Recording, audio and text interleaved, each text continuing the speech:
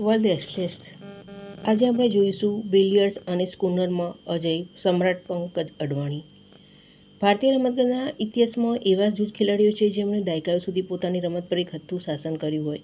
ક્રિકેટમાં જે સ્થાન સચિન તેંડુલકરનું છે એવું જ ગૌરવવંતું સ્થાન બિલિયર્ડ્સ અને સ્કૂનર દુનિયામાં પંકજ અડવાણી ધરાવે છે. 25થી વધુ વિશ્વ ખિતાબ જીતનાર પંકજ ભારતીય ક્યુબ સ્પોર્ટ્સના એકમાત્ર ખેલાડી છે. બાળપણ અને રમતની શરૂઆત જોઈએ તો પંકજનો જન્મ 24 જુલાઈ 1985ના રોજ પુણેમાં થયો હતો. કુવૈતમાં થોડા વર્ષો વીત્યા બાદ 1990ના યુદ્ધની પરિસ્થિતિને કારણે તેમનો પરિવાર બેંગ્લોરમાં સ્થાયી થયો. તેમના મોટા ભાઈ હેમંત પણ અડવાણી પોતે બિલિયર્ડ્સની રમત રમતા હતા.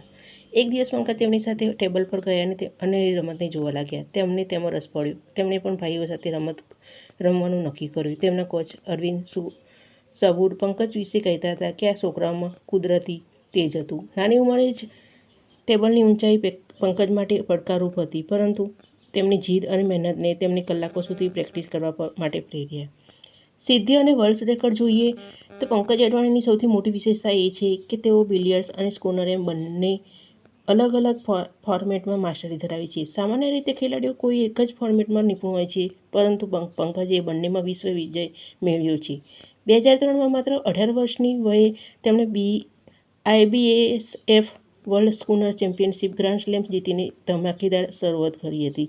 તેઓ 25થી વધુ વખત વર્લ્ડ ચેમ્પિયન બન્યા છે. 2016માં તેમણે એક જ વર્ષમાં સ્કૂનર અને બિલિયર્ડ્સ બંનેના વિશ્વ ખિતાબ જીતવાનો અશક્ય લાગતો રેકોર્ડ બનાવ્યો હતો. 2006માં દોહા અને 2010માં ગુઆંગઝુ એશિયન ગેમ્સમાં ગોલ્ડ મેડલ જીતીને તેમણે સાબિત કર્યું કે તેઓ એશિયાના શ્રેષ્ઠ ખેલાડી છે.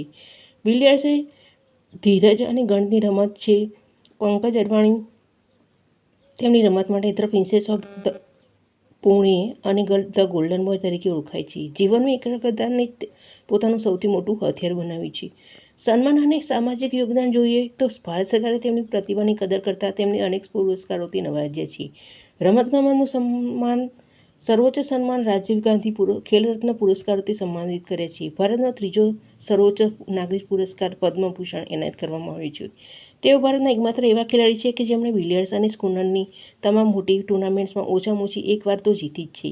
પંકજ અડવાણીએ એવા સમયે આ રમતમાં પસંદ કરી હતી જ્યારે ભારતમાં હોકી અને ક્રિકેટનો દબદબો હતો. તેમણે સાબિત કર્યું કે રમતગમત ગમે તે હોય, જો તમારી પાસે શ્રેષ્ઠતા મેળવવાની ભૂખ હોય તો દુનિયા તમારી નોંધ લે છે. આજે પણ 19 વર્ષની ઉંમરે પણ તેઓ તેટલા જ ઉત્સાહથી રમે છે અને યુવા ખેલાડીઓને માર્ગદર્શન આપે છે.